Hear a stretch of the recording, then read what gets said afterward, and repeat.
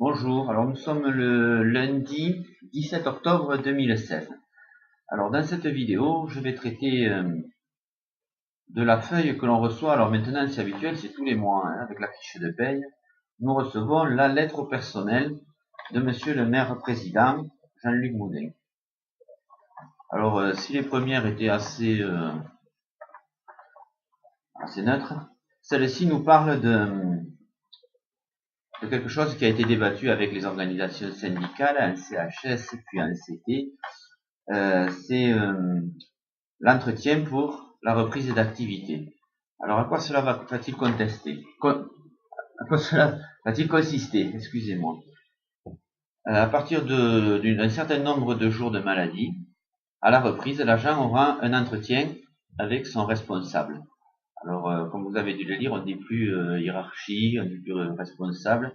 Maintenant, c'est manager. Voilà, l'américanisation de la France continue. Donc ça, c'est un autre sujet.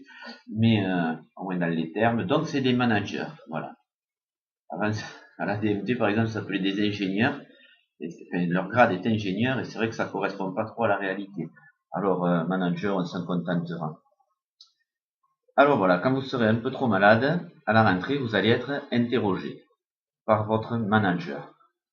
Alors ensuite, monsieur le maire, alors tout ça, bien sûr, pour lutter contre l'absentéisme, qui serait, je dis bien, parce qu'on n'a pas de statistiques, qui serait galopant dans notre ville et dans notre communauté urbaine, la métropole.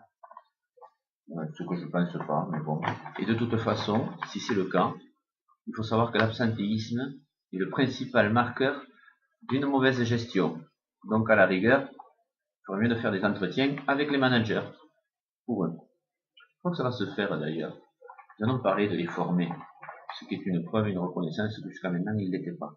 Dans la plupart des cas, et surtout à la métropole, si vous voyez de qui je parle. Alors, monsieur le maire président, monsieur Moudin, nous dit, c'est quoi cet entretien?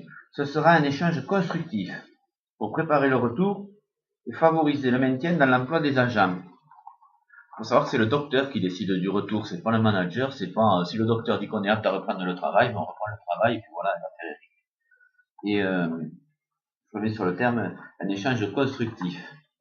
L'évaluation aussi, c'est un moment d'échange privilégié. Voilà, dans les textes, il y a marqué, c'est un moment d'échange privilégié. Là, ce sera constructif. On s'en doute. Ce sera un outil pour les managers pour mieux appréhender le retour au travail des agents. C'est ce que ça veut dire. Et une occasion pour les agents de faire un point sur la situation suite à une absence. Je pense que les agents savent où ils en sont en règle générale. Mais bon. Alors, ce ne sera pas, ça c'est intéressant, hein, un entretien médical. Oui, sans doute. Et encore, non. Je pense que même il y aura des questions d'ordre médical et j'invite tous les agents à ne pas répondre. De toute façon, il faut savoir que cet entretien ne sera pas obligatoire, hein, donc on a toujours moyen de le refuser. Et moi, j'incite les gens à le refuser parce que ça va tourner au contrôle. Ce ne sera pas non plus un formulaire intégré au dossier personnel de l'agent. Et troisième point, ce ne sera pas non plus un document pris en compte dans une procédure disciplinaire. Déjà, c'est intéressant de voir qu'on parle de faire un entretien et dans la même feuille, on parle de procédure disciplinaire. Bon. Alors, ça, j'ai soulevé le problème en CHSCT. Parce qu'il faut savoir quelque chose, c'est que dans l'administration, pour les fonctionnaires, tout corps de fonctionnaires, 3 fonctions publiques, nous n'avons que 2 dossiers officiels. Le dossier administratif, détenu à la DRH, et le dossier médical, détenu au service médical de l'entité. Alors, cet entretien va se retrouver où? S'il n'est ni dans un dossier, ni dans l'autre. Votre évaluation, par exemple, se trouve dans votre dossier annuel, se trouve dans votre dossier professionnel. Eh bien, celui-là, il va se retrouver dans le tiroir de votre chef de service. Et c'est évident qu'il le ressortira en cas de procès disciplinaire ou en cas de problème. Il dira, mais attendez, parce que qui n'a pas vu ces chefs de service ouvrir leur tiroir et dire, ah, mais tel jour, tu as fait ça. Bon, mais ça, c'est illégal, ça s'appelle du fichage. J'ai soulevé le problème en CHSCT et M. Delagoutine m'a donné, moi il m'a pas donné tort, il m'a dit que c'était un vrai sujet, voilà, sans pour autant apporter de réponse. Hein. On ne sait pas où passera cette feuille. Mais sachez que ce sera un fichage illégal. Et ce sera encore une fois une atteinte à la liberté individuelle. C'est pour ça que le syndicat autonome a voté contre. Voilà. Et c'est encore une fois singularisé en se retrouvant tout seul à voter contre ce projet. Parce que ce sera un outil de répression. Voilà. De même que la charte alcool, la charte alcool, tous ces trucs, ce sera c'est des outils de répression. Enrobé dans c'est pour le bien de l'argent, c'est, vous savez, un peu comme le radar au bord des routes, c'est pour le bien des gens. Enfin, en fait, on sait très bien que c'est pour récupérer de l'argent assez facilement. Mais on ne peut pas trop le dire comme ça. Donc on dit c'est pour le bien des gens.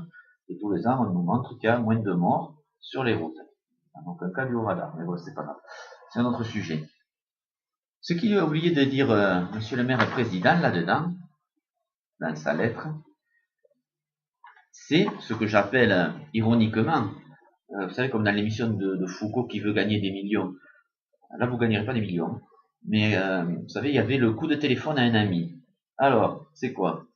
Eh bien, c'est que votre manager aura le droit de vous téléphoner pendant votre maladie, pendant votre arrêt maladie.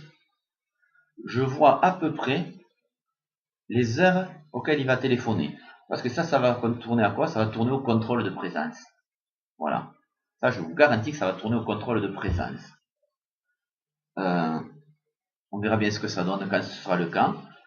Alors, moi, je suis pas trop en maladie, hein, mais j'aimerais bien vivre ce moment-là, qu'on me téléphone pour savoir comment je vais. Il faut savoir que beaucoup de responsables, de managers, sont amis avec, amis, ont des bonnes relations, et ils téléphonent déjà.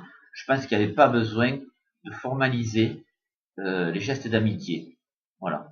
Il n'y a pas besoin de les graver dans le marbre. Soit on est naturel, soit on l'est pas, soit on est amical, soit on l'est pas. Voilà, pour cette vidéo, j'ai fini. Peut-être que je commenterai les autres, d'être au personnel, si c'est des sujets qui engagent un syndicat et les agents de la mairie. C'est pas toujours le cas. Et voilà, je vous remercie. Au revoir.